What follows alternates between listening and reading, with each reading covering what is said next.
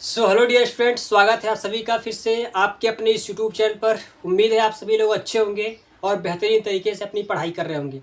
आज के इस वीडियो में हम देखने वाले हैं क्लास 9 मैथ चैप्टर 1 संख्या पद्धति से प्रश्नावली 1.4 के सवाल। इसके पहले के जो भी प्रश्नावली है और इस पार्ट का परिचय वाला वीडियो अपलोड हो गया है, आप देखेंगे उसमें प्लेलिस्ट बना होगा क्लास 9 मैथ करके 2026-27 होगा, न्यू बैच हमारा, आप उसमें देख सकते हैं। तो जैसा कि मैं आपको बताया था कि जो भी मैथमेटिक्स के वीडियो आएंगे उसमें प्रश्न को लगाने से पहले पहले हम देखेंगे कुछ कैलकुलेशन, कुछ मिनट। तो सबसे पहले हम देख लेते हैं कैलकुलेशन, उसके बाद फिर हम प्रश्न पर आएंगे। तो आप देखेंगे यहाँ पे कैलकुलेशन हम ले लिए हैं, मल्टीप्लाई हमारा एग्जाम्पल यहाँ पे हो गया है। इसको हम हल कर लेते हैं फटाफट। जिस प्रकार से कर रहे हैं उसी प्रकार से आपको प्रैक्टिस करना है, बहुत ही इंपॉर्टेंट चीज़ है जी। तो कैसे करेंगे फटाफट यहाँ पे कर लेते हैं। सर 6 नंबर हो जाएगा हमारा कितना, 54, 6 से 42, 7 9 63, 63 और 42 जोड़ेंगे तो कितना आएगा 105। 105 और जोड़ देंगे हम यहाँ पे कितना 5 हो जाएगा 110।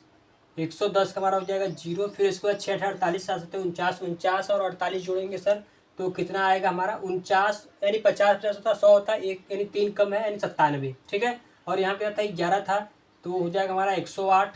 फिर हो जाएगा 7 8 56, 56 जोड़ेंगे 10 हो जाएगा 86। ठीक है।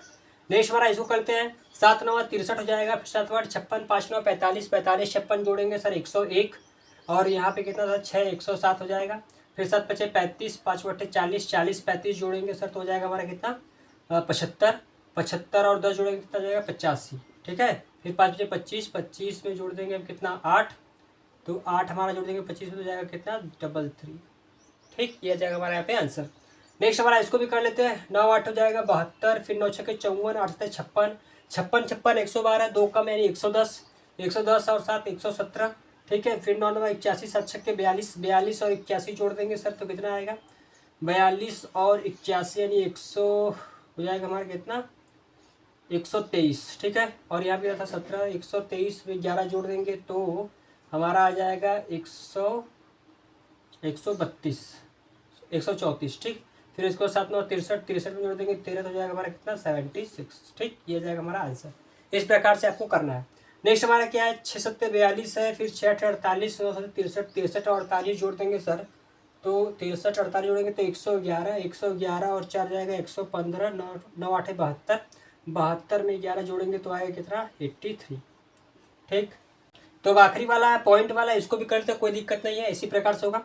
7 6 हो जाएगा 42, फिर 7 49, 9 6 54, 54 और 49 जोड़ देंगे तो 103 और 4 107। 7 7 49, 9 63, 63 और 49 जोड़ेंगे तो आएगा हमारा कितना 112। और 112 में हम जोड़ देंगे यहाँ पे कितना था सर हमारा 10 तो 122 हो जाएगा। फिर 9 से 63, 63 में जोड़ देंगे हम कितना 12 तो 63 में 12 जोड़ देंगे तो 12 3 15 यानी कि 75 आ जाएगा। पॉइंट लगाना है किस पर 3 पर, तो यहाँ लगा देंगे हम पॉइंट। ठीक है। ये हमारा क्या जाएगा आंसर हो जाएगा इस प्रकार से। तो आपको इस प्रकार से प्रैक्टिस करना अच्छे तरीके से और इन सब का कम समय में आंसर लेकर के आना है। तो ये है आपके लिए कुछ होमवर्क, आप इसको देख लीजिए। इसी प्रकार से आपको प्रैक्टिस करके कमेंट में इसका आंसर बताना है, आप इसको नोट कर सकते हैं। तो उम्मीद है कि आज का कैलकुलेशन आपको समझ में आया होगा। अब आ जाते हैं मेन टॉपिक हमारा प्रश्नावली 1.4 के सवाल को, उसको देख लेते हैं हम। बहुत ही आसान तरीके से हम कर लेंगे। तो चलिए देख लेते हैं प्रश्नावली 1.4 के सवाल को।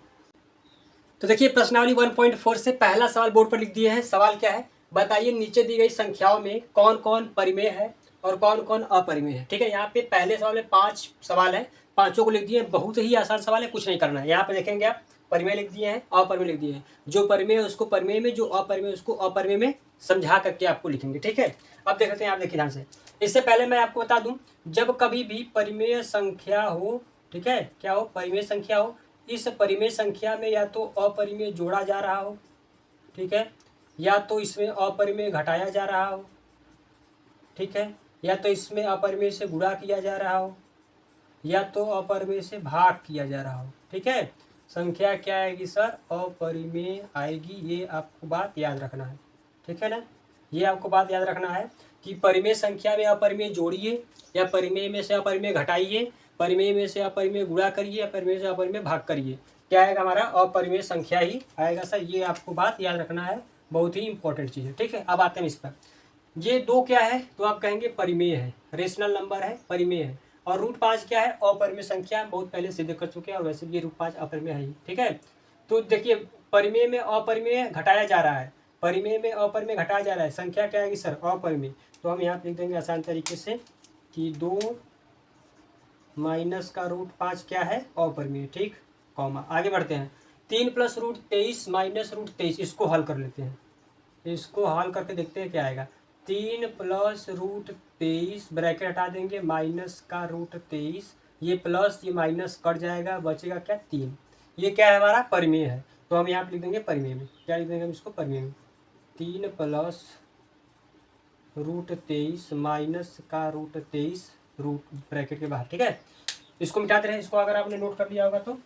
अब देखिए आगे देख लेते हैं, नेक्स्ट हमारा क्या है तीसरा वाला, यहाँ पे इसको भी हल कर लेते हैं सर, इसको भी हल कर लेते हैं। तो 2 रूट में 7 ऊपर है, 7 रूट में 7 नीचे है, रूट से रूट कट जाएगा, क्या आएगा 2/7। ये तो दिख रहा है परिमेय है, क्या है वो परिमेय है, तो यहाँ पे लिख देंगे ये क्या हमारा परिमेय है, ठीक है, उतार दे रहे हैं 2 रूट में 7/7 रूट में 7, ठीक है। नेक्स्ट हमारा क्या है यहाँ पे चौथा वाला है, देखिए परिमेय संख्या में अपरिमेय से भाग दिया जा रहा है, तो क्या आएगा भैया अपरिमेय आएगा, तो यहाँ पे लिख दीजिए, सिंपल सा है, इसमें कुछ करना है नहीं। नेक्स्ट हमारा क्या है परिमेय से अपरिमेय में गुणा किया जा रहा है, तो क्या आएगा ये अपरिमेय आएगा, ठीक। इतना ही करना था और इसमें कुछ करना था, ये बताइए कितना आसान सवाल है, ठीक है। मैं पहले ही बता दिया हूँ, परिमेय में अपरिमेय जोड़िए घटाइए गुणा भाग जो मन करे वो करिए, क्या आएगा अपरिमेय आएगा। इस प्रकार से ये वाला ये वाला ये वाला हमारा आसानी से क्या आ गया अपरिमेय, और इसको हमने काट दिया है, तो ये कट कर आ गया हमारा परिमेय, और ये भी कट कर आ गया हमारा परिमेय, ठीक है। पहला सवाल हमारा हल हुआ। देख लेते हैं क्वेश्चन नंबर 2। तो देखिए क्वेश्चन नंबर 2 बोर्ड पर लिख दिए, सवाल है हमारा निम्नलिखित व्यंजकों में से प्रत्येक व्यंजक को सरल कीजिए। आसान सवाल है, कुछ नहीं करना है, बस गुणा करना है, ठीक है। अब देखिए हम यहाँ पे पहला सवाल लिख दिए बोर्ड पर, इसको हल कर लेते हैं। देखिए कैसे करेंगे हम इसको हल सर, क्या करेंगे इसका गुणा हम इसमें करेंगे, फिर इसी का गुणा सर इसमें करेंगे, इसी प्रकार से इसका गुणा इसमें, फिर इसका गुणा इसमें करेंगे, ठीक है। तो हम यहाँ पे कर लेते हैं, तो हम करेंगे गुणा 3 का 2 में करेंगे तो आएगा सर 3 दूनी 6, फिर 3 का इसमें करेंगे तो आएगा 3 रूट में 2, फिर इसका इसमें करेंगे आएगा 2 रूट में 3, फिर उसका रूट का रूट में करेंगे आएगा रूट में 6, ठीक है। अब ये गलती मत कीजिए, किसी को इसमें जोड़ नहीं सकते, देखिए ध्यान से यहाँ पे जब कभी भी रूट बराबर होता है, रूट बराबर तभी हम इसको जोड़ते हैं घटाते हैं। यहाँ पे रूट में 2 है, यहाँ पे रूट में 3 है, तो हम इसको जोड़ नहीं सकते हैं, ठीक है, ऐसे ही रहेगा। और यहाँ पे देखिए रूट का गुणा रूट में किए हैं तो अंदर रूट 6 हो गया है, लेकिन कभी ऐसे नहीं करना है कि रूट 3 है यहाँ पे 2 है तो इसका गुणा करके रूट में 6 कर दें, या फिर गुणा करके 6 कर दें, नहीं, इसका दोनों ही आंसर नहीं आएगा, ठीक है। इसका आंसर आएगा 2 रूट में 3, जो हम यहाँ पे लिखे इस प्रकार से, ठीक है। तो ये सब चीज़ें आपको ध्यान रखनी है। अब ये जुड़ेगा नहीं, कोई किसी भी नहीं जुड़ेगा, ठीक है, सब अलग अलग है, तो ये हमारा क्या जाएगा आंसर हो जाएगा इसका पहले का, ठीक है। कितना आसान सवाल है, पहला हमारा हो गया। देख लेते हैं दूसरा क्वेश्चन। तो देखिए दूसरा सवाल बोर्ड पर है, सवाल क्या है इसको देख लेते हैं। सवाल दिया है 3 प्लस रूट 3 एक ब्रैकेट में, 3 माइनस रूट 3 दूसरे ब्रैकेट में। तो ये आप एक सरल समीकरण देखे होंगे, ए प्लस बी और ए माइनस बी बराबर क्या होता है सर ए स्क्वायर माइनस का बी स्क्वायर, ये हमको पता है, ठीक है। तो हम इसी सरल समीकरण का यूज़ करेंगे और इसको बहुत आसान तरीके से हल कर लेंगे। तो हम यहाँ पे कर लेंगे हल इसको, तो हम यहाँ पे इसको मान लेते हैं ए, इसको बी, ए बी, ठीक है। तो हम यहाँ पे लिख सकते हैं ऐसे, या पहले हम यहाँ पे लिख लेते हैं सवाल हमारा सर ये सवाल है, ठीक है। फिर उसके बाद लिख सकते हैं हम यहाँ पे कि ए प्लस बी और एक ब्रैकेट में ए माइनस बी प्रयोग करने पर, ठीक है, का प्रयोग करने पर। तो कर लीजिए प्रयोग करेंगे तो सर क्या आएगा हमारा यहाँ पे, हमारा हो जाएगा ए स्क्वायर माइनस का बी स्क्वायर, सॉरी, ठीक है, इसके बराबर लिख सकते हैं आप, इसके बराबर लिख सकते हैं ए स्क्वायर स्क्वायर, यहाँ पे हम कर देंगे ए स्क्वायर मतलब 3 का स्क्वायर माइनस रूट 3 का स्क्वायर, ठीक है। तो ये हमारा हो जाएगा, यहाँ पे आप बराबर में लिख सकते हैं, बराबर में ए स्क्वायर माइनस बी स्क्वायर का, ठीक। तो इस प्रकार से लिख देंगे, ठीक है, A square minus B square sir का प्रयोग करने पड़ते हैं। यहाँ हमारा हो गया ए स्क्वायर मतलब 3 का स्क्वायर करेंगे सर क्या आएगा 9, रूट में 3 का स्क्वायर करेंगे क्या आएगा 3, घटा देंगे तो आंसर क्या आएगा हमारा 6 आ जाएगा। बहुत ही आसान तरीके से हमारा आंसर क्या आ जाएगा 6 आ जाएगा, ठीक है। इस प्रकार दूसरा क्वेश्चन हमारा हल हुआ। देख लेते हैं नेक्स्ट क्वेश्चन। तो देखिए तीसरा हमारा सवाल है दूसरे का रूट 5 प्लस रूट 2 का होल स्क्वायर, इसको हम कर लेंगे। ये हमारा कौन सा क्वेश्चन का है, तो ये हमारा ए प्लस बी के होल स्क्वायर का सूत्र है, ठीक है। ए प्लस बी का होल स्क्वायर बराबर क्या होता है A square plus B square plus 2ab, ठीक है। लिख देंगे हम यहाँ पे सर्व समीकरण का प्रयोग करने पर, सर्व समीकरण का प्रयोग करने पर, ठीक है। तो √5 यानी कि यहाँ पे हमारा √5 का स्क्वायर ए का स्क्वायर, फिर उसके बाद बी का स्क्वायर √2 का स्क्वायर प्लस 2 √5 फिर √2। ठीक, तो √5 का स्क्वायर करेंगे सर 5 आएगा, √2 का स्क्वायर करेंगे 2 आएगा, 5 दूनी हो जाएगा 10, तो आएगा रूट में 10। ये दोनों जुड़ सकते हैं आपस में, ये दोनों जुड़ जाएंगे क्या आएगा 7, और यहाँ पे क्या आएगा 2 √10। ठीक है, इसके बाद और कुछ मत करिएगा, आंसर हमारा यही आएगा 7 प्लस √10। ठीक है, इस प्रकार से हमारा ये आंसर आ जाएगा। दूसरे का तीसरा भी हमारा हल हुआ, आप इसको देख सकते हैं। देखते हैं नेक्स्ट क्वेश्चन। तो ये दूसरे का आखिरी हमारा क्वेश्चन √5 माइनस √2 √5 प्लस √2। ठीक है, तो ये भी हमारा कौन सा वही दिख रहा है सॉल्यूशन का, a minus B a plus B लगा देंगे हम यहाँ पे, a माइनस बी और a प्लस बी बराबर क्या होता है सर, a स्क्वायर माइनस का b स्क्वायर सर्वसमीकरण का प्रयोग करने पर। ठीक है, लिख सकते हैं यहाँ पे।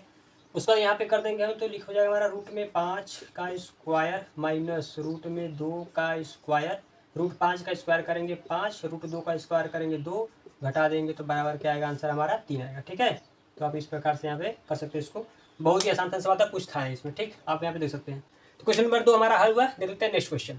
तो क्वेश्चन नंबर 3 थोड़ा सा बड़ा है, आप लिखे नहीं है, बोर्ड पर आपको दिख रहा होगा। ठीक है, मैं पढ़ ले रहा हूँ, समझा दे रहा हूँ। सवाल बहुत ही आसान है।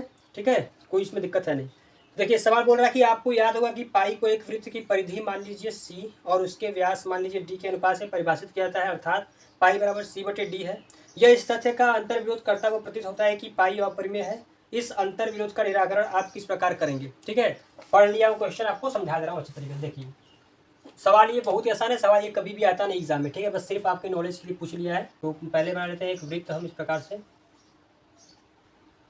तो ये हमारा एक वृत्त हो गया। ठीक है, इसमें बोला क्या है, इसमें बोला है हमको कि पाई बराबर दिया है c/d। तो ये बोल रहा है कि ये तो इसका अंतर विरोध कर रहा है कि पाई एक अपरिमेय है। हमको पता है कि पाई क्या है, एक अपरिमेय संख्या है, लेकिन यहाँ पे तो दिया गया पाई बराबर c/d। तो जो ये दिया गया है ये इसका विरोध कर रहा है, क्योंकि पाई बराबर यहाँ पे तो p/q के रूप में कुछ लिखा गया है ना। आप इनको समझ ध्यान से, ये क्या बोल रहा है, यहाँ पे तो पाई बराबर p/q के रूप में कुछ न कुछ यहाँ पे लिखा गया है सर। तो ये जो p/q के रूप में लिखा गया ये अंतर विरोध कर रहा है, ये विरोध कर रहा है किसका, कि पाई एक अपरिमेय संख्या है कि नहीं। जब पाई एक अपरिमेय संख्या है तो ये तो p/q के रूप में लिखा गया है। तो वही बोल रहा है कि ये तो अंतर विरोध कर रहा है, इसका ये विरोध कर रहा है। तो कैसे आप मान लिए कि अपरिमेय संख्या है, क्योंकि यहाँ पे तो p/q के रूप में लिखा गया है। तो यही हमको बताना है कि इस अंतर विरोध का आप निराकरण किस प्रकार से करेंगे, इसका हल आप किस प्रकार से करेंगे। ठीक है, देखिए ये कोई भी अंतर विरोध नहीं कर रहा है। यहाँ पे देखिए, इसको मैं आपको समझा दे रहा हूँ, यहाँ से इसको मैं आपको अच्छे से समझा दे रहा हूँ कि पाई जो है हमारा अपरिमेय संख्या ही है सर, उसमें कोई डाउट नहीं है। इसके आने से ये कोई भी अंतर विरोध नहीं कर रहा है। ध्यान से देखिए, जैसे हम देखते हैं कि पाई का मान क्या होता है, 22/7 होता है। आपने देखा होगा पाई का मान क्या होता है, 22/7 होता है। लेकिन जो 22/7 मान होता है ये इसका निकटतम मान होता है। ठीक है, ये पाई का एग्जैक्ट मान नहीं, जब कभी आप देखेंगे 7 से भाग करेंगे तो वो पॉइंट में जाता है हमारा। तो ये निकटतम मान है पाई का। ठीक है, तो जैसे यहाँ पे पाई का मान निकटतम है, जैसे कि आप कभी भी स्केल से मापते हैं तो उसका एग्जैक्ट मान नहीं आता है, वो क्या होता है, उसका निकटतम मान होता है जो कोई स्केल से मापते हैं। तो यहाँ भी क्या होगा, हमारा सी बराबर क्या हमारा परिधि हो जाएगा, और डी क्या होता है हमारा व्यास होता है, डी क्या होता है हमारा व्यास होता है। तो इसमें से सी और डी में से कोई ना कोई क्या होगा हमारा एक अपरिमेय संख्या होगा। ठीक है, सी और डी में से कोई ना कोई क्या होगा, एक अपरिमेय संख्या होगा हमारा। इस प्रकार से हम कह सकते हैं कि पाई क्या हमारा अपरिमेय है, क्योंकि आपको पता है कि भाग करेंगे या तो सी अपरिमेय है या फिर डी अपरिमेय में से कोई भी एक। तो जब हम भाग करेंगे तो क्या आएगा, अपरिमेय संख्या आएगा। अभी मैं बताया था, अगर मान लेते हैं कि ऊपर हमारा सी क्या है, अपरिमेय है, ठीक है सर, और नीचे हमारा डी क्या है, परिमेय है। ठीक है, तो जब परिमेय से अपरिमेय भाग करेंगे तो भी क्या आएगा, अपरिमेय ही आएगा। और अगर मान लेते हैं नीचे ऊपर वाला परिमेय है, नीचे वाला अपरिमेय है, भाग करेंगे तब भी क्या आएगा हमारा सर, अपरिमेय ही आएगा। तो बस आपको ये ध्यान रखना है कि सी और डी में से कोई ना कोई क्या हमारा एक अपरिमेय संख्या है, इसलिए क्या हमारा पाई भी क्या हमारा अपरिमेय संख्या है। ठीक है, तो ये कोई भी अंतर विरोध नहीं कर रहा है कि पाई क्या है, c/d में दे दिया सर तो पाई अपरिमेय परिमेय हो जाएगा, नहीं, ये क्या है, अपरिमेय ही होगा। इसमें से कोई ना कोई क्या हमारा एक अपरिमेय संख्या है। ठीक है, और इस पर और ज़्यादा आपको कोई फोकस इसमें करना नहीं है, ये कभी भी एग्जाम में आता नहीं है, सिर्फ वैसे ही नॉलेज के लिए पूछ लिया है। तो क्या लिखेंगे, मैं उसको यहाँ पे लिख दे रहा हूँ। तो आप इस प्रकार से लिख देंगे कि पाई बराबर c/d कोई भी अंतर विरोध नहीं करता है। ठीक है, चूंकि c व d में से कोई एक अपरिमेय संख्या है, अतः पाई क्या है, एक अपरिमेय संख्या है हमारे यहाँ। ठीक है, पाई अपरिमेय है तो अपरिमेय ही रहेगा सर, c/d के आ जाने से पाई परिमेय नहीं हो जाएगा। ठीक है, ये कोई भी इस प्रकार से अंतर विरोध नहीं कर रहा है, क्योंकि इसमें से कोई ना कोई क्या हमारा एक अपरिमेय संख्या होगा, जिससे पाई भी क्या हमारा अपरिमेय संख्या। इस प्रकार से आप लिख सकते हैं, और इस सवाल को लेकर ज़्यादा कोई डाउट आपको नहीं रहना है या फिर ज़्यादा कोई दिक्कत नहीं रहना है। ये कोई भी सवाल आपके ऐसा सवाल आपके एग्जाम में नहीं आता है, ठीक है। तो इस प्रकार से आप इसको लिख सकते हैं। देखते हैं नेक्स्ट क्वेश्चन। क्वेश्चन नंबर 4 यहाँ बोर्ड पर है, संख्या रेखा पर रूट में 9.3 को निरूपित कीजिए। संख्या रेखा पर हम इसके पहले रूट में 2 को, रूट में 5 को संख्या रेखा पर निरूपित कर चुके हैं ना। रूट में 3 या रूट में 2 इस प्रकार से था, रूट में 5 कर चुके हैं संख्या रेखा पर। अब आ गया हमारा रूट में 9.3 को संख्या रेखा पर दर्शाना, तो किस प्रकार से करेंगे। देखिए बहुत ही आसान सवाल है, कोई दिक्कत नहीं है, आप इसको कर सकते हैं। सबसे पहली बात यह है कि मैं बोर्ड पे कर रहा हूँ तो उतना एग्जैक्ट अच्छे से नहीं बन पाएगा, लेकिन मैं आपको बता दे रहा हूँ कि जिस प्रकार से किस प्रकार से बनेगा। अगर मैं जैसा बता रहा हूँ उसी प्रकार से अगर आप बनाएंगे स्केल से माप करके उसकी अच्छी तरीके से, तो एकदम एग्जैक्ट बनेगा वो, ठीक है। मैं यहाँ बोर्ड बना रहा हूँ तो उतना अच्छे से नहीं बनेगा, लेकिन आप देख सकते हैं कैसे बनेगा, मैं उसको बता दे रहा हूँ अच्छी तरीके से। पहले आपको क्या करना है सर, एक लाइन ड्रॉ करनी है स्केल से माप करके 9.3 का, ठीक है। स्केल से माप करके 9.3 का एक लाइन ड्रॉ करना है। मान लीजिए कि ये हमारा हो गया 9.3 का एक माप यहाँ पे, ठीक है। हमने यहाँ पे मान लिया सर ए और यहाँ पे मान लिया बी।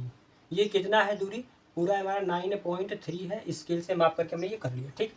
इसके बाद आपको क्या करना है, यहाँ पे सी, ये जो हमारा बी पॉइंट है, इस बी पॉइंट से 1 सेंटीमीटर का और आगे माप इस प्रकार से बढ़ाना है, ठीक है।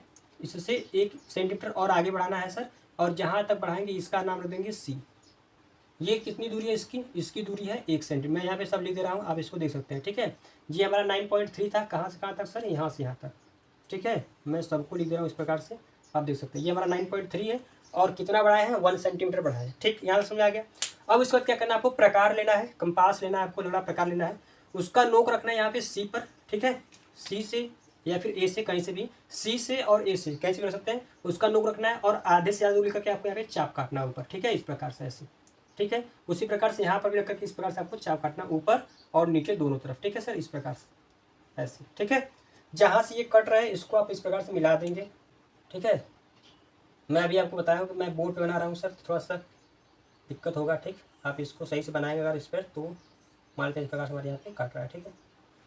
तो आप इस प्रकार से बना देंगे। फिर से बता रहे हैं आपको, पहला क्या करना है, हमको 9.3 का एक लाइन ड्रॉ करना है। उसके बाद ए बी हमारा यहाँ पे हो गया, फिर बी से 1 सेंटीमीटर का और आगे लाइन ड्रॉ करना है, वहाँ पे जाएगा हमारा सी। फिर ए पर या फिर सी पर नोक रख के आधे से ज़्यादा दूरी करके आपको चाप काटना है, ऊपर नीचे दोनों। जो चाप कटेगा उसको आप इससे मिला देंगे। ये हमारा हो जाएगा ओ बिंदु। ये क्या हमारा मिड पॉइंट है ए सी का, ठीक है। ओ क्या है, ए सी का मिड पॉइंट है, यानी कि मध्य बिंदु है, ठीक है। यहाँ तक समझ में आया। उसका फिर क्या करेंगे, आप नोक यहाँ पे रख करके, यहाँ पे नोक रख करके आप मिला देंगे इस प्रकार से, तो आपका कुछ इस प्रकार से अर्धवृत्त बनेगा सर, ऐसे, जो यहाँ पे जाकर टच करेगा सी पर, ठीक है। देखिए फिर से सही बना नहीं है यहाँ पे। उसके बाद जो हमारा यहाँ पे बी पॉइंट था, इस बी पॉइंट से आपको, ठीक है, इस बी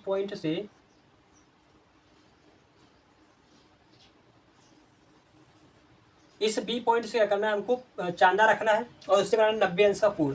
आप यहाँ पे जब चांदा रखेंगे, प्रोटेक्टर रखेंगे, बी बिंदु पर रखेंगे, और जब 90 अंश का कोण बनाएंगे तो हमारा यहाँ पे हम सीध में ऐसा आएगा, 90 अंश का कोण बनेगा। मैं यहाँ पे मार्कर चेंज कर ले रहा हूँ, ठीक है।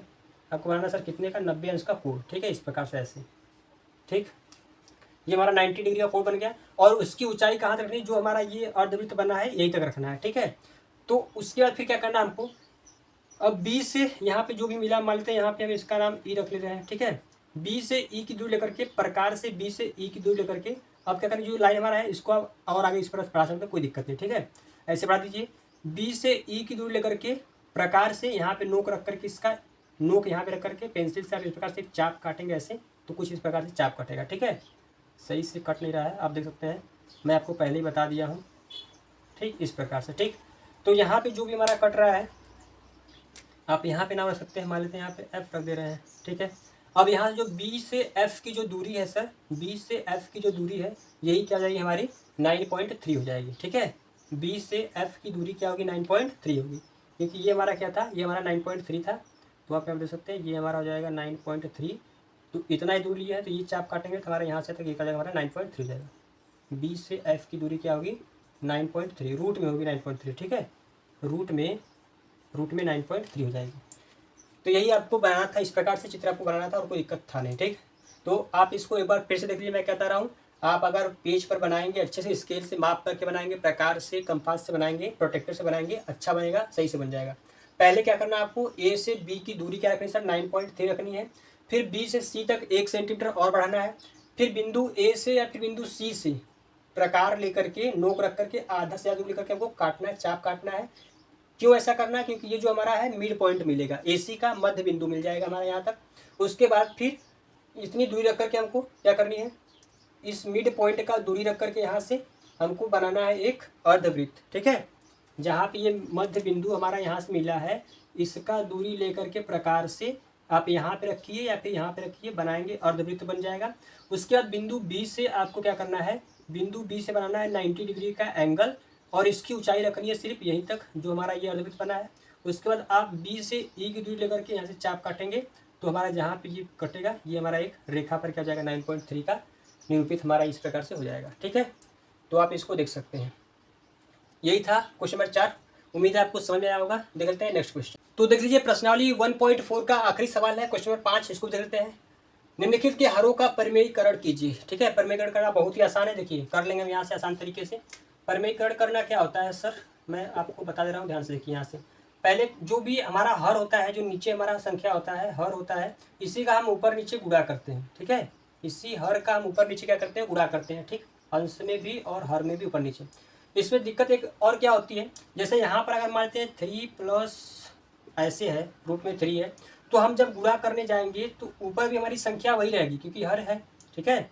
ऊपर भी हमारी संख्या वही रहेगी, सेम टू सेम 3 और √3 संख्या वही रहेगी, लेकिन चिन्ह में क्या होगा, परिवर्तन होगा। अगर प्लस है तो माइनस हो जाएगा, अगर माइनस है तो प्लस हो जाएगा, ठीक है। यही करना है और कुछ नहीं करना है। और अगर एक ही संख्या है, देखिए जब 2 पद होंगे तब ऐसा करेंगे, ऐसा नहीं कि अब एक ही पद आ गया, यहाँ पे रूट में 3 है, ये प्लस है तो ऊपर नीचे सर माइनस से गुणा करेंगे हम, ठीक है, क्योंकि ऐसा हमको बताया गया है। नहीं, जब 2 पद होंगे तब हम ये काम करेंगे, माइनस को प्लस, प्लस में माइनस करेंगे।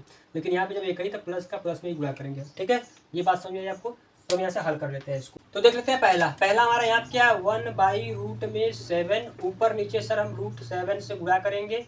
अब यहाँ पे चिन्ह में चेंज नहीं करना, बताया था जब 2 पद रहेगा तब।